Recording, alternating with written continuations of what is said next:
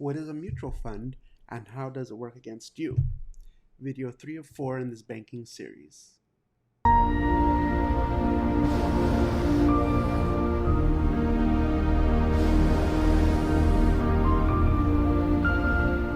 In our third video on the banking series, we will dig deeper into a mutual fund and a breakdown of how those work and how they can hurt you financially.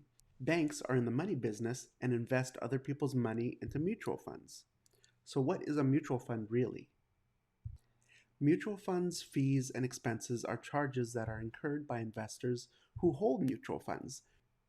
Buying into a mutual fund involves costs, including shareholder transaction costs, investment advisory fees, and marketing and distribution expenses. Funds pass along all these costs to investors, meaning you, if you have a 401k or 403b, for example, in several ways. Then you also have expense ratios, which is an annual fee that is ongoing for as long as you own the mutual fund, expressed as a percentage of your investment that goes towards the fund's expenses.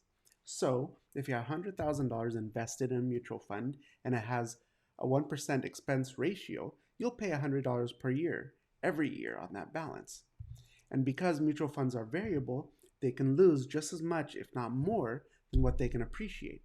For example, if you have $100,000 in a mutual fund and the fund goes up, let's say 20% this year, now you have $120,000, right? Well, what happens in the second year when the mutual fund drops down 20%? You now lost $24,000 and your new balance would be $96,000. So here you don't even have the original $100,000 you started with 2 years prior without taking into account any of the fees that also had to come out as previously discussed. This is a very real risk of variable accounts like mutual funds, which by the way is what your 401k or 403b retirement account is invested in. You have to pay these fees whether your account goes up, down, or stays the same. And you are bearing all the risk in the account as an added pain point.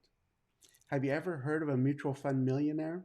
Well, neither have I, but the mutual fund managers are the ones shopping for yachts. When you look up your mutual funds, like stocks, they have a ticker symbol like Apple is APPL or Tesla is TSLA. I emailed the holder of my 401k account for the money I wasn't able to roll over, and here's what I own and what they charge me. I wish there was a way to pull out all of my money beyond what I could with the CARES Act. I'm sorry if you missed out on that opportunity. There is another video on my channel if you're curious to learn more about that. However, there is another option called a 72T, which I'll be taking advantage of as well to pull out 10% annually from my 403b and to invest into something better. Some things are better discussed on a one-on-one basis. Reach out to me to learn more about those options. Sadly, most people have no idea what accounts or funds their money is in. And if they do, they don't understand how it grows, shrinks, or how much in fees they fork out on an annual basis to keep it parked there, or parked where it is. As a financial professional with a license, not a financial advisor or an investment advisor, you will never hand me a dime. I get compensated by the companies directly. You will not worry about transaction fees, annual fees, and even better, I offer what none of these banks can offer you. My team can customize a plan that has a guaranteed minimum rate of growth, so you will know at minimum how your money will perform over the next 10, 20, or 50 years with no fees for talking to us and providing the service, even if you don't sign up. But you will when you see how well these illustrations we provide and will perform. So I checked my own 403b account and saw that I have 47 different buckets of investments that my retirement can be spread across. First set are fees are the ones that you pay the advisor to manage all the mutual funds. It's called passive management, which basically means the holder of your account will charge a fee and then pass the expense to you, the retirement fund investor. Then each individual mutual fund has a charge called the expense ratios. Here are the examples of the funds from the screenshot I took of my own personal account. The top ones that I could find are on the page and the expense ratios that come out on as annual fees. Yes, money come out of your retirement account each and every year to cover each fund being managed regardless of how they perform, be it up or down. It's an added expense that most people aren't even aware of, slowly chipping away at your potential future gains if it was invested instead in a safer and guaranteed growth fund, for example. So, in a nutshell, the custodian of your retirement fund will charge you the passive management fees, then will pass the funds on to a few mutual fund managers, who again will charge you fees in the way of gross expense ratios. If the account doesn't make you dollars, then it doesn't make sense to keep.